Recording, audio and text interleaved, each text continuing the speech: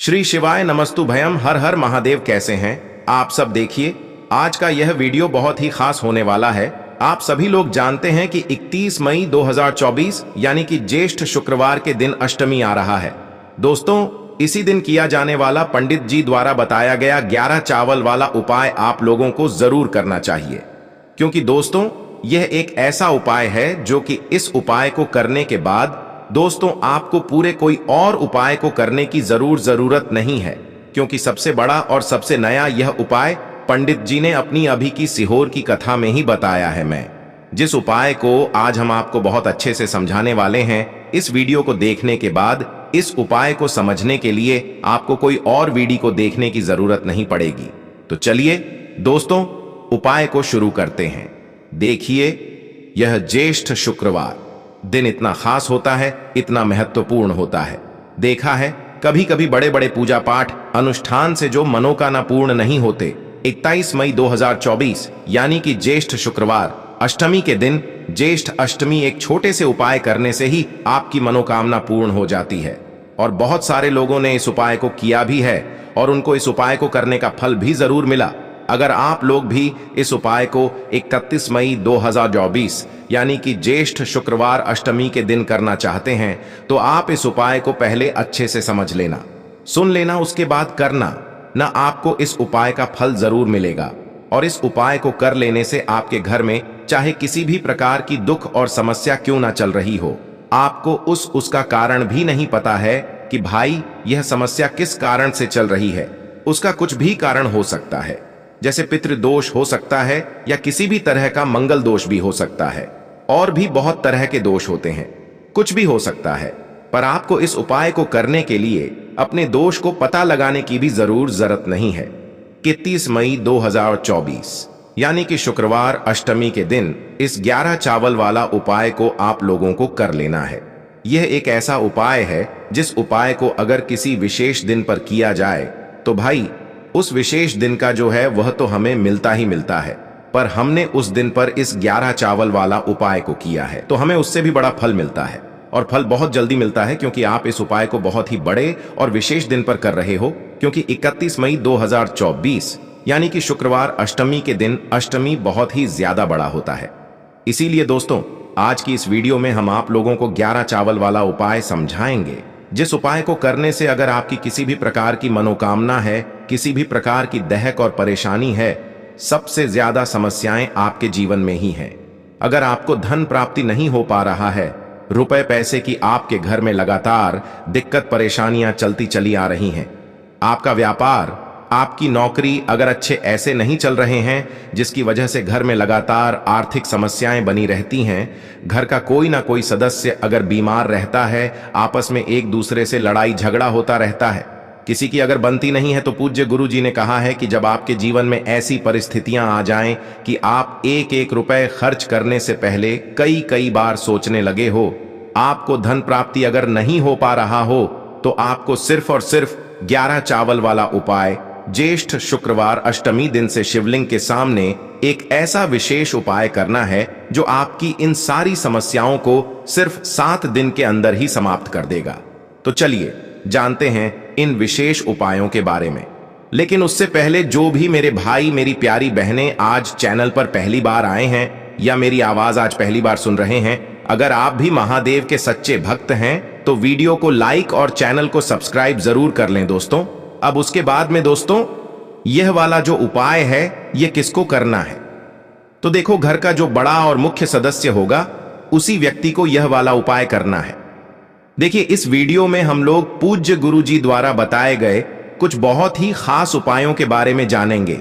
अगर आप अपने जीवन में धन प्राप्त नहीं कर पा रहे हैं, या फिर आपके शरीर में रोग हो गया है, या फिर आपके बच्चे आपकी बात नहीं मानते हैं, पढ़ाई लिखाई में उनका मन नहीं लगता है, गलत संगत में पड़ गए हैं, और या फिर आप अपने जीवन में बहुत ज्यादा लड़ाई झगड़ों से परेशान हो चुके हैं, तो गुरु जी ने कहा कि आपको सिर्फ बेलपत्र और चावल के दाने वाले यह विशेष उपाय शिवलिंग के सामने जरूर कर लेना चाहिए।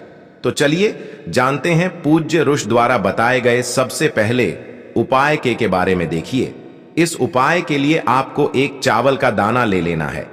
चावल का दाना कहीं से भी खंडित नहीं होना चाहिए, टूटा हुआ नहीं होना चाहिए। क्योंकि शिवलिंग के ऊपर हम लोग कोई भी चावल का दाना खंडित समर्पित नहीं करते हैं। आप चाहे तो एक चावल का दाना ले लें, या 5 चावल के दाने ले लें, या फिर 11 चावल के दाने ले लें। जितने भी आप लेना चाहते हैं ले सकते हैं।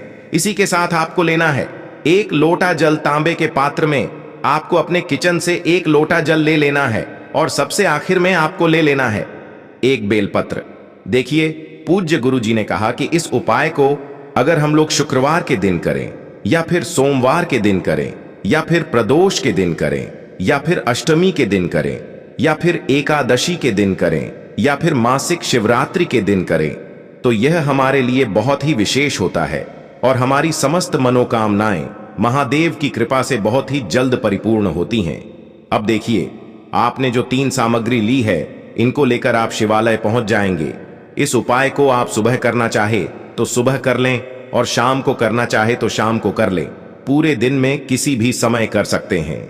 देखिए, शिवालय पहुंचने के बाद सबसे पहले आप जो यह 1 चावल का दाना लेकर आए हैं, इसको शिवलिंग के ऊपर समर्पित कर दीजिए और श्री शिवाय नमस्तुभ्यम मंत्र का स्मरण कर लीजिए। देखिए, पूज्य गुरु जी ने कहा कि चावल का दाना जब भी हम लोग शिवलिंग के ऊपर समर्पित करते हैं, तो इससे हमारे जीवन का दुर्भाग्य समाप्त होता है, हमें माता लक्ष्मी की कृपा प्राप्त होती है और हमारी आर्थिक समस्याओं का अंत होता है।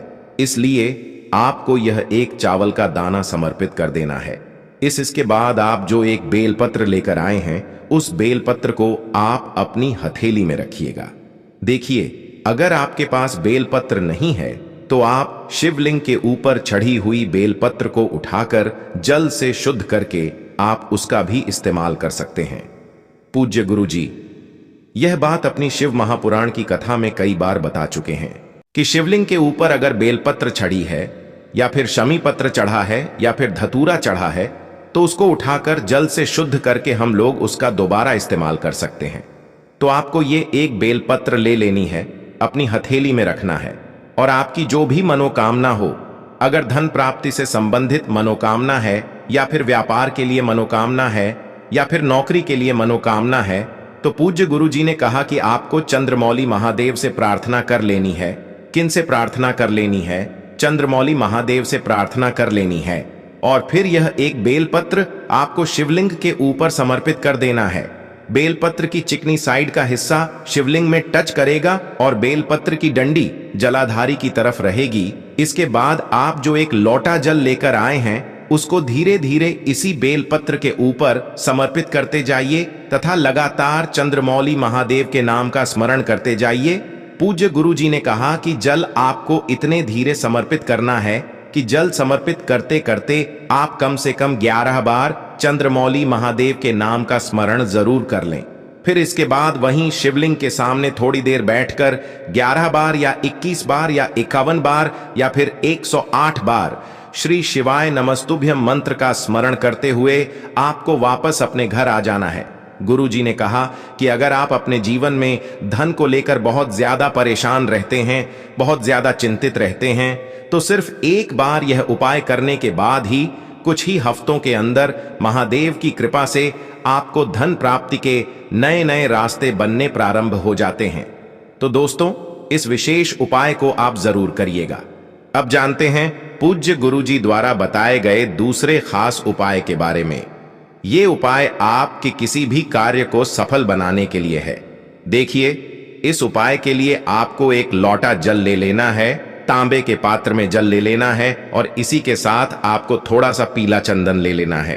पीला चंदन अगर लकड़ी के फॉर्म में है तो उसको घिसकर उसका इस्तेमाल कर लीजिए, या फिर पाउडर के फॉर्म में है तो उसमें थोड़ा सा जल मिला लीजिए और फिर आप उसका इस्तेमाल कर सकते हैं। पूज्य गुरु जी ने कहा कि आप अपनी नौकरी के लिए बहुत मेहनत कर रहे हैं, या फिर आप अपने विवाह के लिए बहुत प्रयास कर रहे हैं, या फिर आप अपने मकान को बनाने के लिए, यह जमीन को लेने के लिए बहुत प्रयास कर रहे हैं, या फिर आप किसी भी अपने कार्य को करने के लिए बहुत ज्यादा मेहनत करते हैं, तो आपको यह विशेष उपाय जरूर करना चाहिए।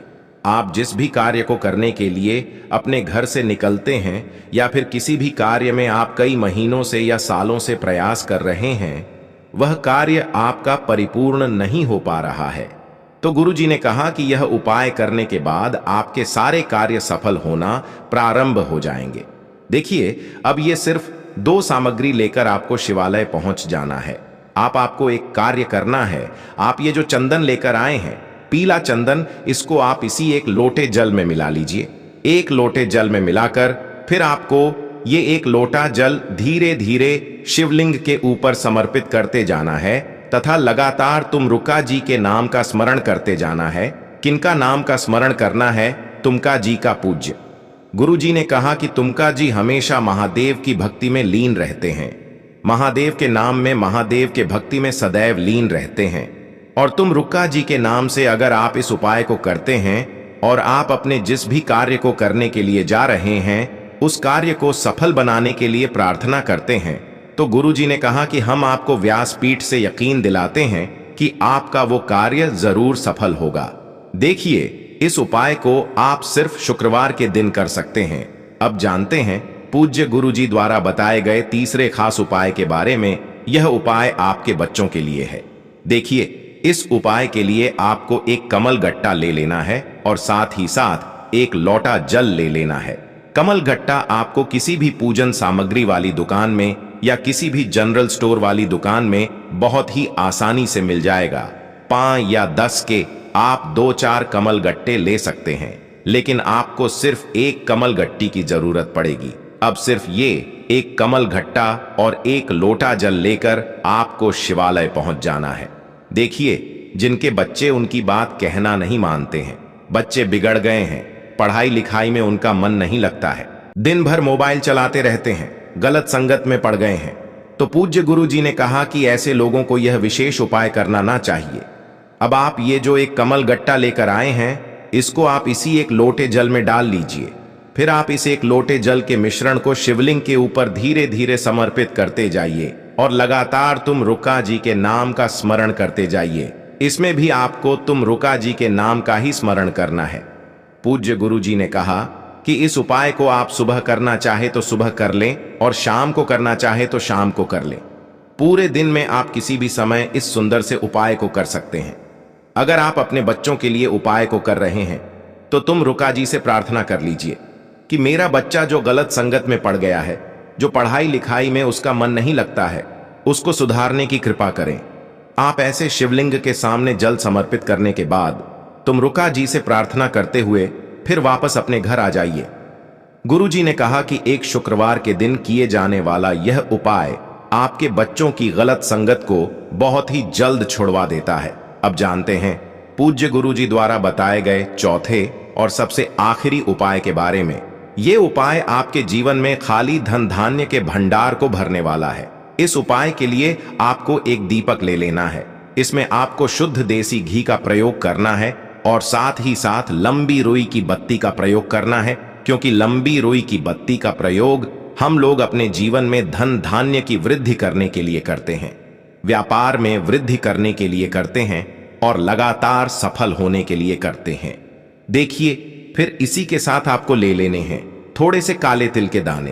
काले तिल के दाने आप चाहे तो 11 ले लें या फिर 21 ले लें। जितने भी आप ले लेने चाहते हैं उतने आप ले सकते हैं। यह उपाय आप सोमवार के दिन कर सकते हैं या फिर प्रदोष के दिन कर सकते हैं या फिर अष्टमी की तिथि में कर सकते हैं या फिर मासिक शिवरात्रि की तिथि में कर सकते हैं। किसी भी विशेष तिथि में आप इस उपाय को कर सकते हैं। अब देखिए, इस दीपक को और यह काले तिल लेकर आप शिवालय पहुंच गए। शिवालय पहुंचने के बाद शिवलिंग के सामने बैठकर आपको यह दीपक शिवलिंग के आसपास कहीं पर भी प्रज्वलित कर देना है और तुम रुकेश महादेव का नाम लेते हुए, किनका नाम लेते हुए तुम रुकेश्वर महादेव का नाम लेते हुए यह जितने भी काले तिल के दाने आप लेकर आए हैं इनको इसी दीपक के अंदर डाल देना है। उसके बाद तुम रुकेश्वर महादेव से प्रार्थना कर लेनी है कि मेरे जीवन में धन धान्य की प्राप्ति नहीं हो पा रही है, जिसकी वजह से मैं अपना कोई भी कार्य नहीं कर पा रहा हूं। लगातार धन की कमी होती जा रही, लगातार व्यापार में नुकसान होता जा रहा है। हे मेरे तुम रुकेश्वर महादेव, मेरे जीवन में धन धान्य के भंडार भरने की कृपा करें। आप ऐसी प्रार्थना करते हुए फिर वापस अपने घर आ जाए। पूज्य जी ने कहा कि किसी भी विशेष तिथि में किए जाने वाला यह उपाय तुम रुकेश्वर महादेव की कृपा से आपके जीवन में खाली धन धान्य के भंडार को बहुत ही जल्द भर देता है। तो दोस्तों, यह थे पूज्य गुरु जी द्वारा बताए गए कुछ बहुत ही खास उपाय। अगर आपको जानकारी अच्छी लगी हो तो वीडियो लाइक करिएगा। मिलते हैं फिर एक नए वीडियो के साथ। श्री शिवाय नमस्तुभ्यम।